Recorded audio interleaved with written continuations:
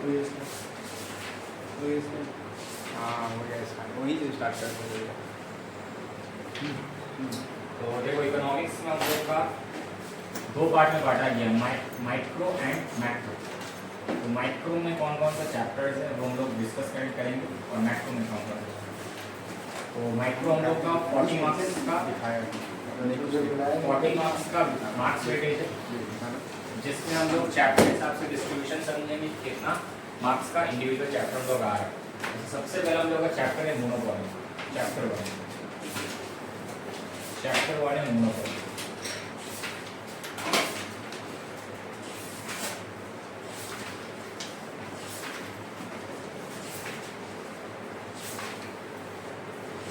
Marks का chapter 2 imperfect complete,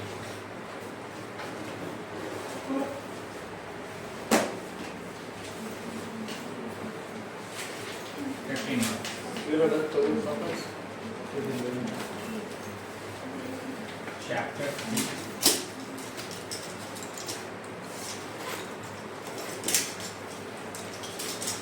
factor prices,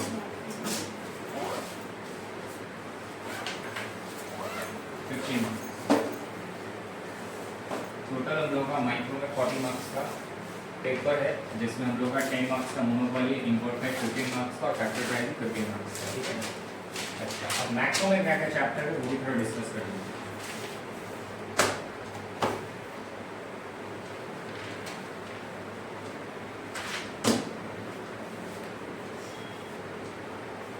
chapter 1 basic issue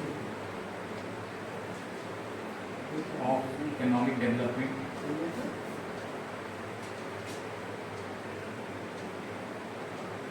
जो कि ओनली 5 मार्क्स का, ये वेटेज का है। Chapter 2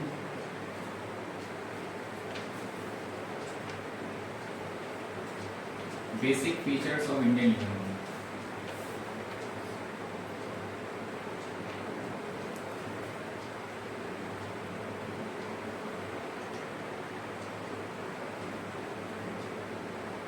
marks. Chapter 3 sectoral trends and issue, 15 marks. Chapter 4 social issue of Indian economy, chapter 2, ये भी 10 मार्क्स।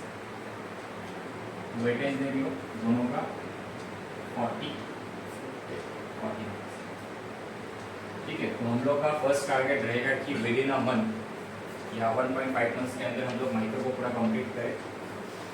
एंड जो मैक्रो का हो गया उसमें हम लोग चैप्टर वाइज, ठीक है, 1 लाइन आंसर पढ़ेंगे, क्योंकि पूरा का पूरा गो थ्रू करना इज नॉट पॉसिबल, थ्योरी है, ठीक है। इस वजह से पूरा चीज गो थ्रू नहीं करना है, उसका 1 लाइनर का आंसर रहेगा हम लोग के पास, उसको हम लोग डिस्कस करेंगे, ठीक है।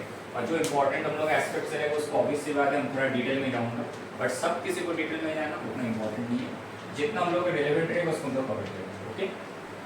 हम लोग आज चैप्टर नंबर 1 से शुरू करेंगे, मोनोपोली, ओके। तो पहले हम लोग ये कंटेंट को लिख लो, मार्क्स वेटेज का कंटेंट को लिख लो, ठीक है, जल्दी लिख लेना, उसके हम लोग चैप्टर शुरू करेंगे मोनोपोली।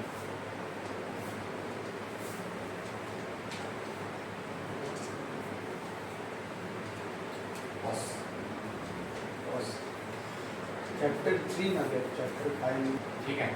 तो हम लोग अभी चैप्टर 1 शुरू करेंगे, मोनोपोली। तो रीडिंग कर लेना चैप्टर 1 मोनोपोली।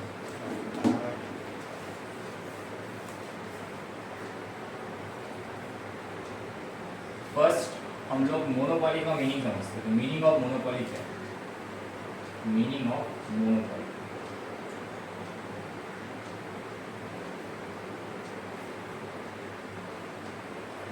सबसे पहले हम वर्ड के हिसाब से समझते हैं कि मोनोपोली का मतलब क्या है। मोनो और पॉली, तो ये जो मोनो वर्ड है, ये मोनो को हम लोग बोलते हैं सिंगल, पॉली का मतलब होता है सेलर, ठीक है। वो दोनों मिला के क्या बन गया? Single seller. Single seller. Monopoly मतलब हो गया सिंगल सेलर, ठीक है। बट इसको अगर मार्केट के व्यू से अगर इसका डेफिनेशन को समझे, इसका डेफिनेशन निकल गया। ये तो हम लोगों ने एज अ ग्रीक वर्ड से इसको डेराइव किया हो। ग्रीक वर्ड के हिसाब से मोनो मतलब हो गया सिंगल, पॉली मतलब हो गया seller.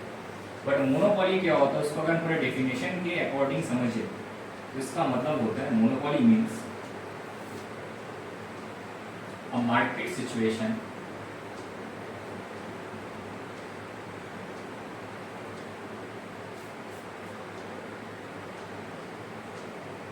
where there is single seller with no close substitute.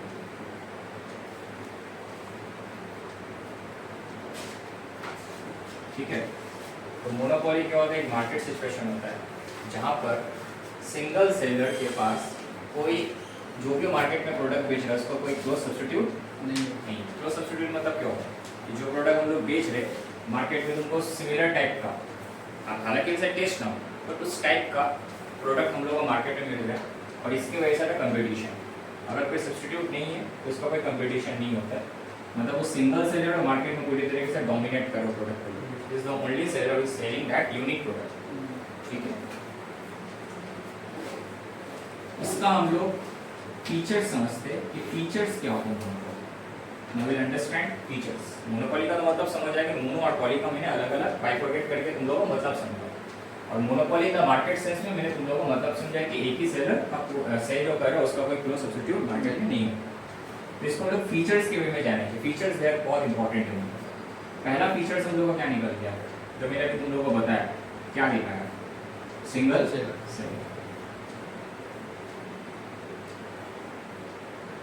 ठीक है।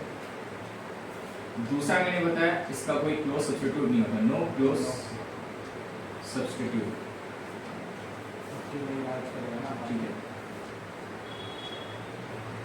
थर्ड क्या होता है ये हम लोग को समझना।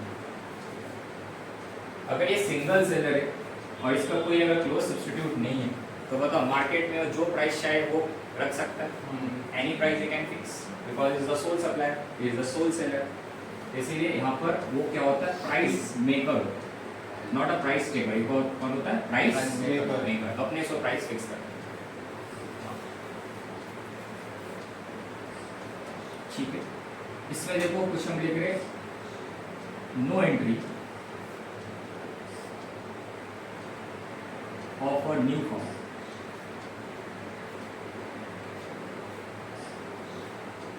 और बोल सकते हैं barrier to entry.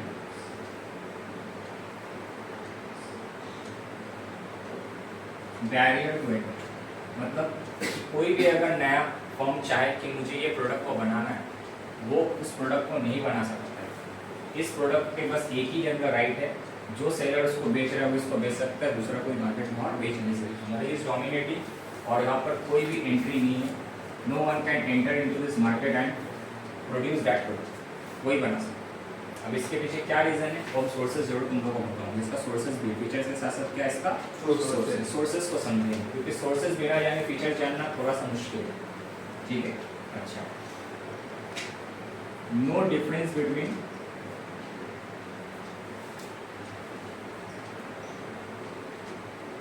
Form and industry.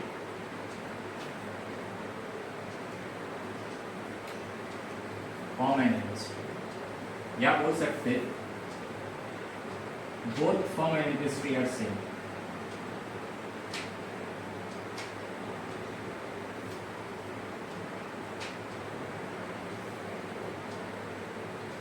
Form और इंडस्ट्री दोनों क्या सेम। अभी बताओ फॉर्म और इंडस्ट्री में क्या होता है। आज हम लोग मार्केट में जो देखते अलग अलग प्रोडक्ट, जैसा मान के चलो कोई भी क्लोथ्स पकड़ लो, अलग अलग क्वालिटी का हम लोग के पास कपड़ा रहता है, ठीक है। अलग अलग कंपनीज का कपड़ा रहता है। अगर मान लो कोई एक कंपनी बना रहा है, रेमंड अलग बना रहा है या कोई दूसरा कंपनी अलग बना रहा है, अगर हम लोग उसका सेपरेट सेगमेंट को देखते तो सब अपने में अलग अलग फर्म है, ओके। और सबको अगर जोड़ देंगे तो बन जाएगा इंडस्ट्री। समझ रहे हो ना। आज एक ही क्या कार कंपनी जो बनाने वाला होता है, एक कंपनी है कार बनाने वाला बहुत सारा होता है, तो वो तो फिर मोनोपोली नहीं हुआ, क्योंकि अलग अलग कंपटीशन में तुम्हारा कार कंपनी बनाने वाला है। लेकिन जब हम मोनोपोली का बात करें तो यहाँ पर कोई सेपरेट कंपनीज नहीं हो, मतलब सेपरेट प्रोड्यूसर नहीं हो, सबका सब एक ही प्रोड्यूसर है। ऑल ओवर इंडिया में या ऑल ओवर वर्ल्ड में खाली वो प्रोडक्ट को वही एकमात्र इंसान बना रहा है, मतलब वो कौन हो गया, वही तुम्हारा फॉर्म, वही तुम्हारी इंडस्ट्री। पर यहाँ पर कोई दोनों का अलग अलग डेफिनेशन नहीं है फॉर्म और इंडस्ट्री। हम लोग बोल सकते हैं कि फॉर्म और इंडस्ट्री मोनोपोली में क्या होता है, नहीं तो बोलेंगे कि पूरा में अपने में एक इंडस्ट्री है, इसको कोई फॉर्म नहीं, अपने में क्या हो पूरी तरीके से एक इंडस्ट्री है। ओके, फिफ्थ क्या हो देख लो यहाँ पर 6 क्या होता है, control over resources.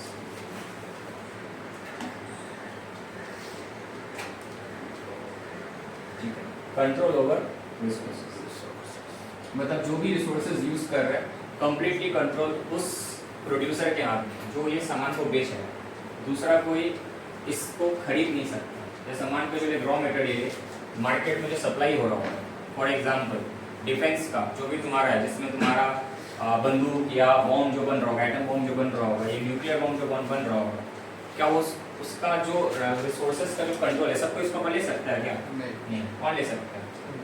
Only central government ले सकता है, सही है नहीं? मतलब उनका उसमें मोनोपोली, वो रिसोर्सेज उनका मोनोपोली है। बड़ा से बड़ा उद्योगपति इंडस्ट्रियलिस्ट उसको खरीद नहीं सकता, क्योंकि रिसोर्सेज का जो कंट्रोल होगा इसके हाथ, सेंट्रल गवर्नमेंट। ठीक है, तुमको और एक एग्जांपल दे सकते हैं, जैसे मान के चलो ऑस्ट्रेलिया में कंगारू जो है सबसे ज़्यादा तुम्हारा कंगारू कहाँ मिलेगा? ऑस्ट्रेलिया में मिलेगा। क्या तुम कंगारू किधर पे ला सकते हो? सारा का सारा कंगारू नहीं ला सकते हो, तो वहाँ पर रिसोर्सेज का जो कंट्रोल है किसके हाथ में? ऑस्ट्रेलिया के हाथ में। समझ रहे हो ना? हम जिस तुमको एग्जांपल दे रहे ताकि तुम लोग ये समझ में आए, कुछ रिसोर्सेज हम लोग के हाथ में नहीं है, कुछ रिसोर्सेज वो सिंगल पर्सन के हाथ में, जिसके पास वो कंट्रोल है, जिसके पास वो पावर है। ठीक है, अच्छा ये यहाँ तक होने के बाद हम लोग का जो लास्ट जो मुझे इसका फीचर्स है, demand curve is downward sloping.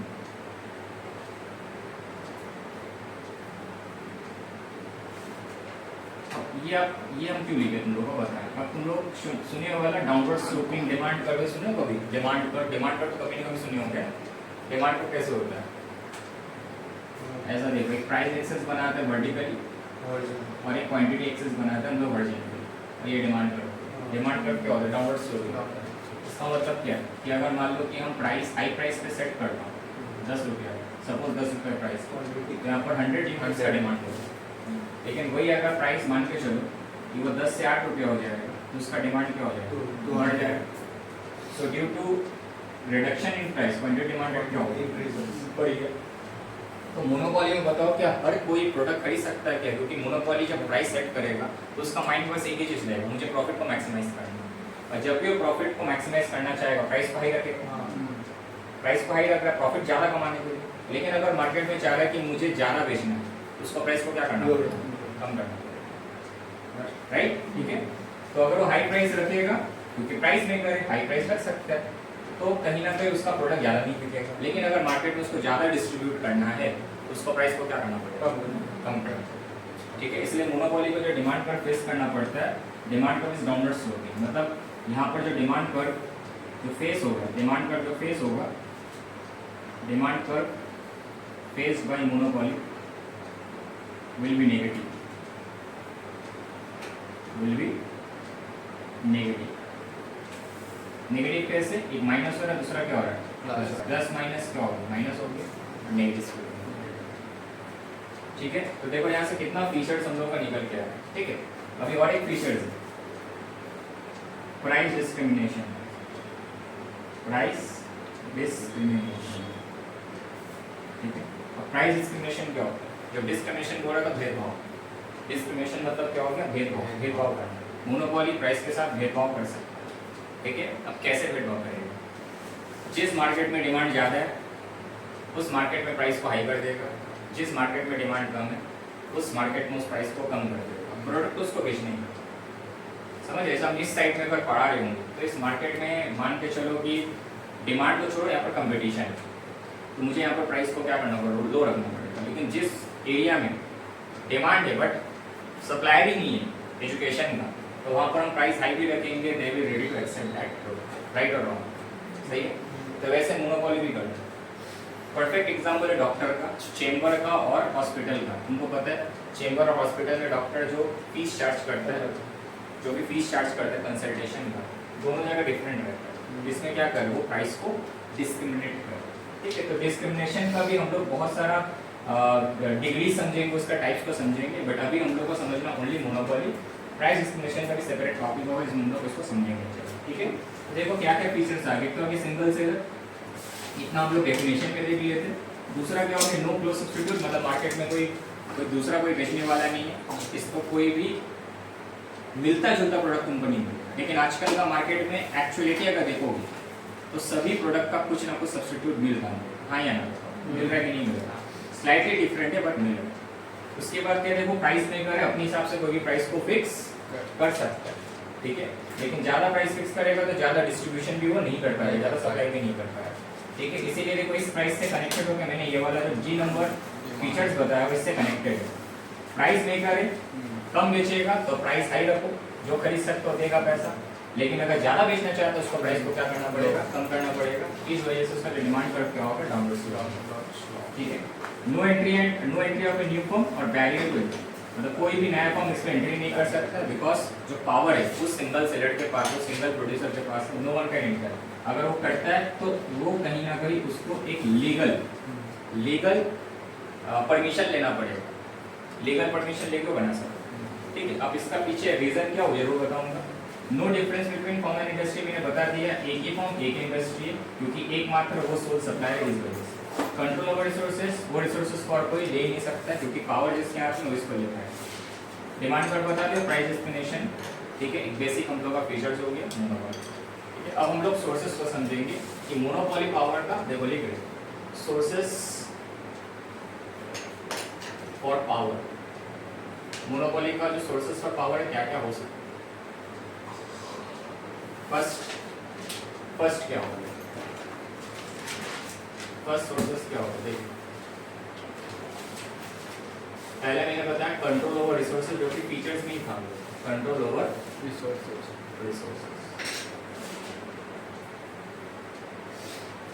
तुम लोग ये कंपनी का नाम सुने हो, डी बीयर्स कंसोलिडेटेड, ठीक है, प्राइवेट लिमिटेड,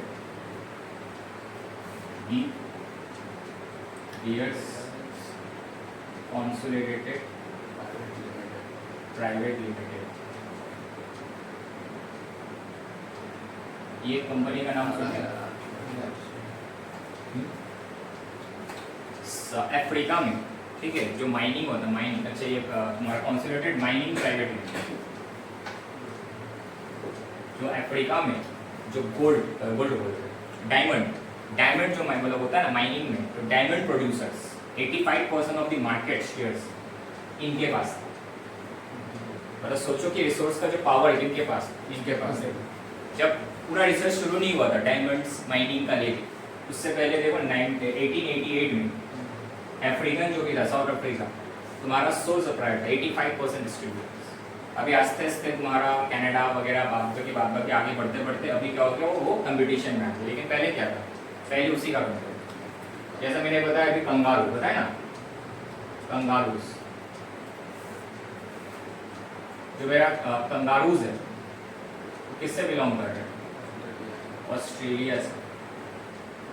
तो बताओ ऑस्ट्रेलिया के अलावा कौन प्रोड्यूस कर सकते हैं, तो नेचुरली, ठीक है। तो यानी हम बोल सकते कि कंट्रोल ओवर रिसोर्सेज एक नेचुरल प्रोसेस की वजह से भी हो सकता है। किसके लिए, नेचुरल, नेचर से वो कहीं ना कहीं उसका वो बर्थ आ चुका है मोनोपोली में, नेचर से। समझ लो, किसी के पास इनबिल्ट टैलेंट होता है, उसको हटा नहीं सकते, उसका वो मोनोपोली होता है, समझे कि, ठीक है। तो प्लेस की वजह से हो सकता है, या कोई स्पेशल टैलेंट की वजह से हो सकता है, ठीक है।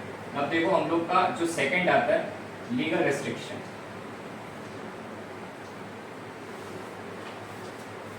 अभी क्या कर दिया जाता है, कोई भी प्रोडक्ट बना रहा है उसको ऊपर लीगल रेस्ट्रिक्शन डाल दिया, जैसा सरकार का ही मान के चलो, जो रेलवे का, प्राइवेट के हाथ में पूरा दे सकता है क्या, नहीं देगा, कभी भी नहीं देगा, ठीक है। उसको कुछ शेयर टैक्स दे देगा, जिससे वो कंट्रोल में रखने से उसका जो सर्विस है बेटर हो सके। लेकिन सरकार पूरा का पूरा हाथ में नहीं देना, वो वहाँ पर लीगल रेस्ट्रिक्शन कर देगा, ठीक है, गवर्नमेंट उसको बोला कि तुम इतना हिस्सा को अपने राइट में रख सकते हो, लेकिन पूरा हिस्सा को नहीं रख सकते। एक होता है गवर्नमेंट के बोलने पर होना, एक होता है गवर्नमेंट का ग्रांटेड सो। गवर्नमेंट खुद एक तो रेस्ट्रिक्शन में रखती है कि तुम नहीं ले सकते। अंबानी का ही मान लेगा तो चाहे तो रेलवे को पूरा खरीद सकता है। एंटेला इतना बड़ा 6,000 करोड़ का उसका बना हुआ है, they can purchase their own, ठीक है, वो पूरा का पूरा रेलवे को खरीद सकता है, रेलवे सेक्टर को पूरा मतलब उठा सकता है, लेकिन क्या वो नहीं करेगा, नहीं कर सकता क्योंकि उसके ऊपर लीगल रेस्ट्रिक्शन। भले वो दुनिया व कितना सारा दुनिया को बुलाया, तुम देखा ही होगा, दुनिया का हर एक बड़ा बड़ा सेलिब्रिटी को बुलाया, उसको पैसा दिया, पूरा दिखाया अपना वो पावर, मनी पावर दिखाया कि उसके पास क्या पावर है, ठीक है, अपना मचा दिया। इसके बाद हम लोग का patent and copyright. Patents and copyright. अच्छा, पेटेंट और कॉपीराइट्स में क्या अंतर होता है, वो बता पाओगे? Patents and copyright, patent and copyright.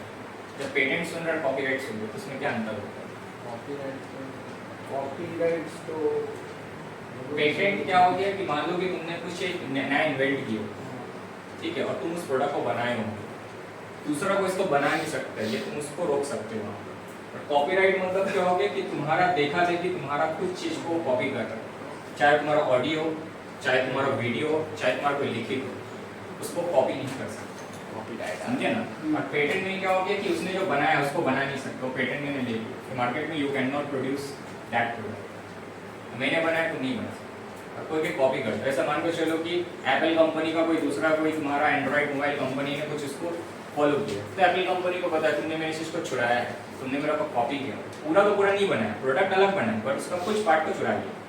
आजकल का टाइम में ऐसे ही होता है ना, चोरी करना, किसी से चोरी करके कुछ हम लोग ऐसा करें ताकि लगे कि हम लोग कोई नया चीज बनाया है, ठीक है, चाइना से हम लोग सीखते, ठीक है, तो चाइना प्रोडक्ट हो जाता है, तो पेटेंट एंड कॉपीराइट हो गया, ठीक है। तो इसकी वजह से भी क्या होता है कि इसकी वजह से मोनोपोली कहीं ना कहीं क्रिएटेड रहता है कि कोई भी मेरा कोई भी चीज को चोरी नहीं कर सकता, समझे? ठीक है, जो हम लोग का डी नंबर जो हो जाएगा, डी नंबर में आता है कार्टेल फॉर्मेशन। कार्टेल फॉर्मेशन क्या होता है ये समझ, कार्टेल समझने से क्या समझ आया?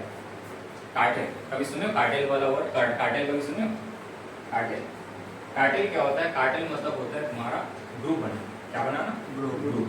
अब जैसा मान के चलो कि हम कोई पर्टिकुलर प्रोडक्ट बना रहे हैं और मार्केट में हम उसको कम्पीट करते जाए, ठीक है, मेरी तरह कोई और भी रहा होगा लेकिन हमसे कॉपी नहीं किया, वो भी कुछ ऐसा अच्छा प्रोडक्ट बना रहा हो, सपोज तुम इसका ले लो, Coke and Pepsi, Coke and Pepsi दोनों अलग अलग, जानते हो क्या? अभी शायद कोलैबोरेट हुआ, तुम लोगों को पता होना चाहिए, कोक एंड पेप्सी।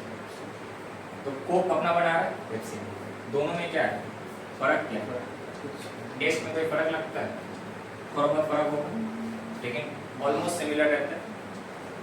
अगर मान लो कि कोक और पेप्सी आपस में लड़ाई करेगा, तो प्राइस लेके कंपटीशन बढ़ेगा, वो प्राइस को कम करेगा, उसको मजबूरी उसको ही प्राइस को कम करना पड़ेगा, ठीक है। अच्छा, तो फिर क्या हुआ? पेप्सी और कोक ने आपस में कंपटीशन करना शुरू किया। कोक मान के चलो माजा बनाया, ठीक है, तो पेप्सी स्लाइस बना दी। कोक हम लोग का स्प्राइट बनाना, ठीक है, तो पेप्सी ने क्या बना दिया? 7 अप। समझ रहे ना? ठीक है, कैसा लिंक कर रहा है। कोक ने हम लोग का क्या बनाया? फंडा बनाया, ठीक है, इसने क्या बना? मिरिंडा। ये क्या कर रहा है? समझ रहे ना? तो ये जब तक ऐसा लड़ाई चलते रहेगा, दोनों आपस में क्या कंपटीशन करते रहेगा, तो बेटर क्या है कि दोनों आपस में क्या करेगा? हाथ मिलाओ, जोड़ी बनाओ, एक साथ मार्केट में डोमिनेट करें, ठीक है। इसको बोलते हैं कार्टेल फॉर्मेशन। तो कार्टेल फॉर्मेशन से क्या होता है? प्राइस लीडरशिप बनता है, ठीक है। जियो अभी क्या किया, मतलब जब तुम्हारा रिलायंस कंपनी का मालिक ने क्या किया? जियो लाया, जियो लाने के बाद पूरा मार्केट से सबका आउट कर दिया, ठीक है। अब इसका भी क्या होता है? देखो यहाँ पर जो सोर्सेस ऑफ जो पावर होता है, एक होता है एडवर्टाइजमेंट। क्या होता है? एडवर्टाइजमेंट। हम बोल रहे ऐसा नहीं, ठीक है। एडवर्टाइजमेंट क्या होता है? एडवर्टाइजमेंट एक ऐसा तुम्हारा टैक्टिक है जिससे मार्केट में हम अपना पावर जनरेट कर सकते हैं, ठीक है। जैसे जियो ने क्या किया? एकदम फ्री में, जियो फ्री में दे दिया कंज्यूमर को, लीस्ट कॉस्ट में बेचने के बाद कंज्यूमर को उसका आधा डलवा दिया। जैसे आधा डल चुका है, अब बाद बाकी देखो, बाद बाकी का सिम कार्ड क्या आधा हो रहा है, ऑलमोस्ट देखा जाए तो उसका शेयरिंग कम हो चुका है, जियो का कंपटीशन, ठीक है। तो एडवर्टाइजमेंट से क्या होता है? एडवर्टाइजमेंट से ना इंसान ब्रांड बना सकता है, एडवर्टाइजमेंट इंसान अपना प्रोडक्ट को ब्रांड बनाता है, क्योंकि इंसान को दिखाना पड़ता है हर चीज़ को, दिखाएगा नहीं तो उसको वैल्यू नहीं पता चलेगी। ठीक है, तो एडवर्टाइजमेंट की एडवर्टाइजमेंट की वजह से आज अगर तुम देखोगे जो प्रोडक्ट में तुम लोग जब कोई मार्केट में हम लोग टूथपेस्ट यूज़ करते हैं, टूथपेस्ट जब हम लोग यूज़ करते हैं तो हम लोग जाते हो दुकान में, तुम लोग क्या बोलते हो, अच्छा सा टूथपेस्ट दीजिए कि अच्छा सा कोलगेट दीजिए, तो बहुत जन का माइंड में कोलगेट आ गया। तो कोलगेट को ही क्या बना दिया, मतलब वही कंपनी का नाम को ही क्या कर रहा है, कंपनी का नाम को ही क्या बना दिया, यूजेबल थिंग बना, मतलब हम लोग का माइंड में वो कंपनी का नाम ही प्रोडक्ट बना। अगर तुम लोग कहीं पर फोटो कॉपी करने के लिए जाते हो, तुम लोग फोटो कॉपी नहीं बोलते, हम लोग बोलते हैं मुझे जेरोक्स करके दीजिए, तो xerox is the machine name, xerox machine का नाम, लेकिन हम लोग क्या बोलते हैं उसका फोटो कॉपी नहीं बोलते, हम लोग बोलते उसका जेरोक्स दीजिए, हाँ या ना बोलते। ठीक है, अच्छा अगर तुम दुकान में जाते हो तुम वहाँ पर चॉकलेट नहीं बोलते, तुम बोलते अच्छा कैडबरी दीजिए, तो कैडबरी क्या होगी, कैडबरी कंपनी का नाम, लेकिन हम लोग वहाँ पर चॉकलेट नहीं बोलते, क्या बोलते हैं मुझे कैडबरी दीजिए, ये वाला कैडबरी दीजिए, 5 स्टार वाला कैडबरी दीजिए, बोलते कि नहीं। तो ये सबका सब क्या होता है, एडवर्टाइजमेंट ने ऐसा हम लोग का माइंड में इम्पैक्ट डाला है कि हम लोग कंपनी का नाम को ही हम लोगों ने कंपनी का नाम पे हम लोग ने प्रोडक्ट बनाया, छप गया पूरा। ठीक है, तो ये सबसे क्या क्रिएट होता है, मोनोपोली का क्या क्रिएट होता है, पावर क्रिएट होता है। तो ये समझ आ रहा है, देखो control over resources, legal restrictions, patent, cartel formation, advertisement, ये सबसे क्या क्रिएट होता है, ये सबसे मोनोपोली पावर क्रिएट होता है, मोनोपोली पावर, समझे। ठीक है, this is the sources for power of monopoly. एक बार फीचर्स देख लो, एक बार सोर्सेस ऑफ पावर। ठीक है,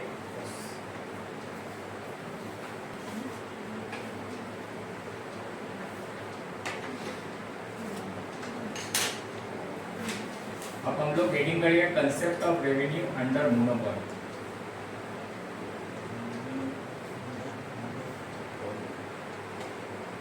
तो रेवेन्यू जब वर्ड सुन रहे तो रेवेन्यू वर्ड से क्या समझ रहा है, रेवेन्यू वर्ड से क्या समझ, सिंपल भाषा में बताओ, तुम लोग अकाउंट्स के लैंग्वेज में रेवेन्यू का मतलब सुना है, रेवेन्यू का मतलब क्या होता है,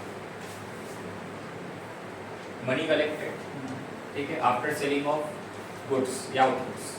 तो रेवेन्यू आपको सिंपल वर्ड में बताएंगे तो यहाँ पर क्या होगा, मनी रिसीव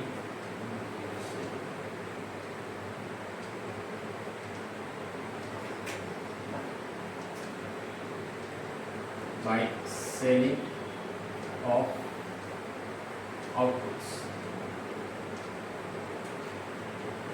मतलब आउटपुट को बेच के जो भी मुझे मनी रिसीव हो रहा है उसको क्या बोलते हैं, रेवेन्यू।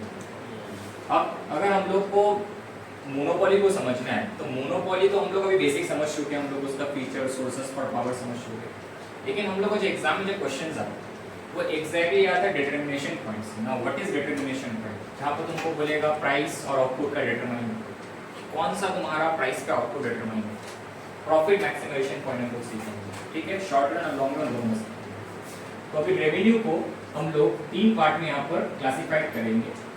फर्स्ट हम लोग आएगा MR, AR एंड ER।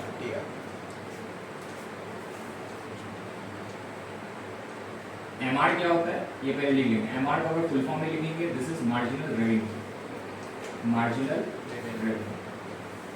ठीक है, मार्जिनल रेवेन्यू मतलब हो गया कि extra money receive for selling extra output, extra output बेच के जिनको एक्स्ट्रा रेवेन्यू मिल रहा है, एक्स्ट्रा मनी मिल रहा है। ठीक है,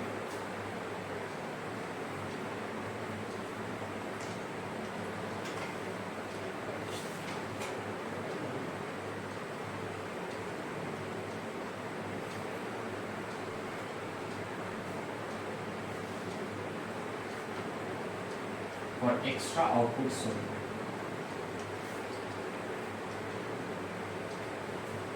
एक्स्ट्रा मनी रिसीव करे फॉर एक्स्ट्रा आउटपुट सोल्ड। एकदम सिंपल लैंग्वेज हम लोग समझे। अगर हम लोग टोटल रेवेन्यू देखेंगे, मतलब TR को हम लोग बोलेंगे टोटल रेवेन्यू, तो रेवेन्यू का तुम जो मतलब समझे हो ना वो टोटल रेवेन्यू हुआ एक्चुअली। इसका मतलब हो गया टोटल मनी रिसीव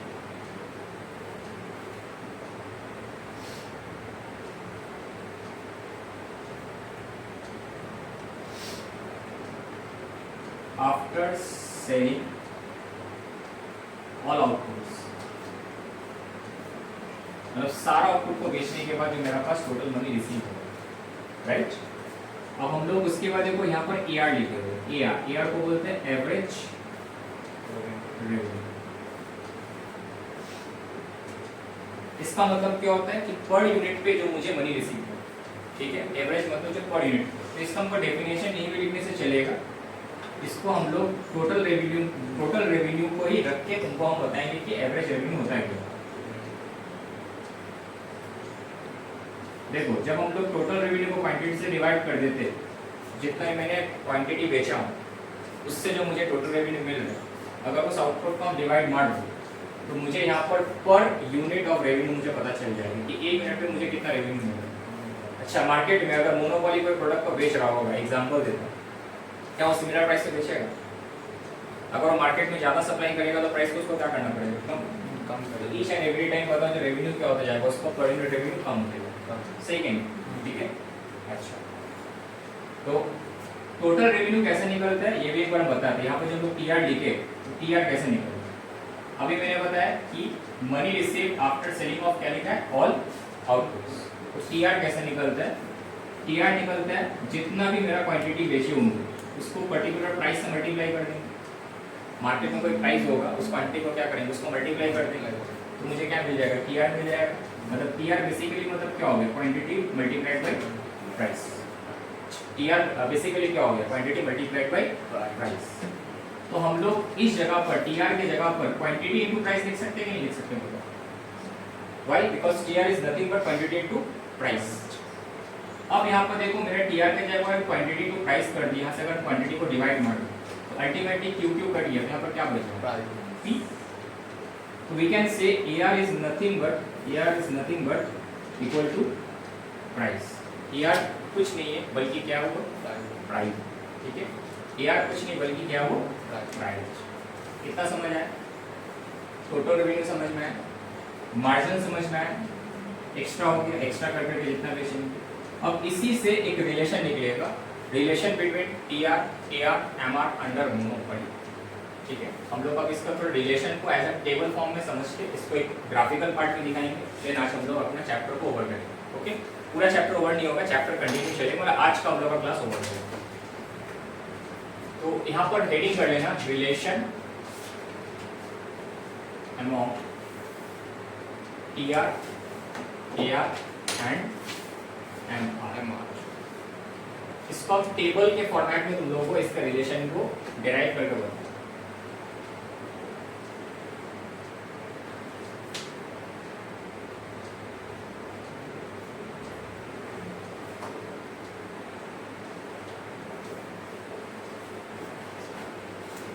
अब देखो आउटपुट में हम यहाँ पर कुछ नंबर एज्यूम कर लेते हैं कि सपोज हम लोग ऐसा 9 यूनिट का आउटपुट बनाए हो और सबका प्राइस हो, जैसा मान के चलो पहला जब हम प्राइस सेट किए तो 10 रुपये लिया, लेकिन जब हम लोग ज़्यादा बेचना शुरू करेंगे मोनोपोली में तो प्राइस को क्या करना पड़ेगा, कम करना पड़ेगा कि नहीं बोलो।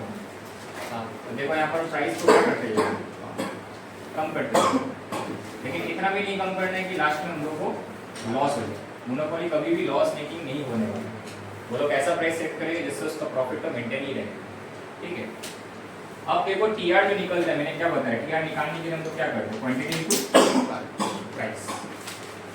तो यहाँ पर अगर हम लोग को TR निकालना है तो प्राइस इनटू क्या करेंगे, क्वांटिटी करेंगे, 10 × 1 9 × 2 18। इसको पहले मल्टीप्लाई कर दो, यहाँ पर दिखा दिया TR प्राइस इनटू क्या होगा, क्वांटिटी, मल्टीप्लाई कर देंगे 30।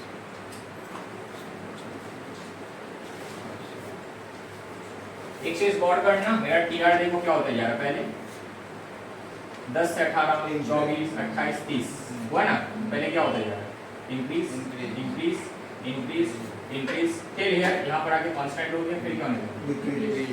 ये दिख रहा है। AR कैसे निकलेगा, अभी मैंने बताया AR निकालने के लिए TR को क्या करोगे, डिवाइडेड बाय Q करो। नहीं तो इतना ही सोच लो ना, तुमको डिवाइड भी नहीं करना। AR इक्वल टू क्या होगा, price. So you can say AR is nothing but a price. तुमको प्राइस के बराबर हमेशा क्या मिलेगा, AR मिलेगा। तुम डिवाइड करो या ना करो, प्राइस जो है वही लिख देना, ठीक है। यहाँ पर देखो 10 9 ऐसे भी डिवाइड करके देखो, TR को क्वांटिटी से डिवाइड करोगे, TR को क्वांटिटी से डिवाइड करोगे, हम लोग को प्राइस के बराबर मिलना चाहिए। ठीक है, अच्छा अब एमआर जो होता है, मैंने क्या बताया था कि एडिशनल यूनिट बेचने पे जो एडिशनल चीज है, पहले 1 यूनिट बेचे थे तो टीआर मेरा कितना आया था 10, ये तो कुछ नहीं होगा छोड़ो। लेकिन जैसे हम 2 यूनिट बेचे, बताओ मेरा टीआर कितना हो गया, 10 से कितना हो गया 18, मतलब कितना एक्स्ट्रा बढ़ी 8, इसका डिफरेंस कर। अब ये चीज तुम लोग को समझना है, जब भी तुम टीआर को डिफरेंस करोगे, करंट वालों को हम लोग बोलते हैं टीआर एनेट टर्म, क्या बोलते हैं, करंट वालों को बोलते हैं टीआर एनेट टर्म, और प्रीवियस वालों को हम लोग बोलते हैं TR n-1 term, n-1 term. Current को बोलेंगे टीआर एनेट टर्म और प्रीवियस को क्या बोलेंगे टीआर n-1 टर्म। इसीलिए हम लोग जब भी एमआर निकालते हैं तो टीआर n-1 टर्म। तो इसका तो नहीं होगा, लेकिन ये सेकंड वाला से देखो अगर 8, फिर सेम यहाँ पर इस प्रोसेस को फॉलो करो, फिर देखो 18 से 24 हो कितना से बढ़ेगी 6, फिर देखो 24 से 28 कितना से बढ़ेगी 4, फिर कितना से बढ़ेगी 2, फिर कितना से 0, फिर देखो यहाँ पर क्या आ रहा है -2, क्यों कम होता जा रहा है। करंट के कंपेयर में प्रीवियस वाला देखोगे तो कम होता जा रहा है, फिर माइनस, फिर -6, यही हो रहा है। अब यहाँ से तुमको एक रिलेशन मिल रहा है, क्या रिलेशन मिल रहा है देखो। First,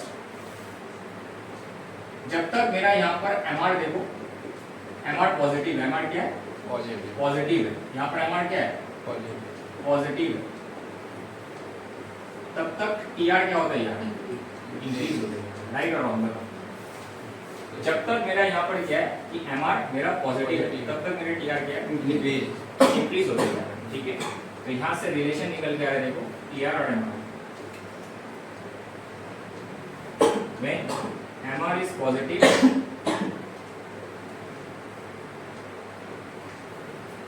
TR is increasing, right? TR क्या हो रहा है? Increasing. उसके बाद देखो MR यहाँ पर 0 हो गया, TR और बढ़ रहा है क्या? मतलब TR का जो मैक्सिमम जो राइजिंग पॉइंट है वो 30 तक ही है, तो मतलब जब MR 0 हो जाएगा TR मैक्सिमम होगा, उससे ज़्यादा नहीं जाएगा। तो यहाँ पर देखो सेकंड पॉइंट में क्या निकल के आ रहा है, when MR is 0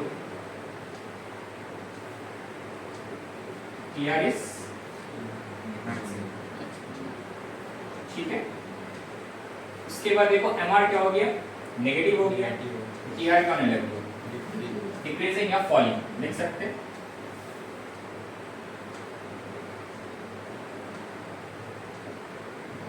When MR is negative, yeah, when MR becomes negative,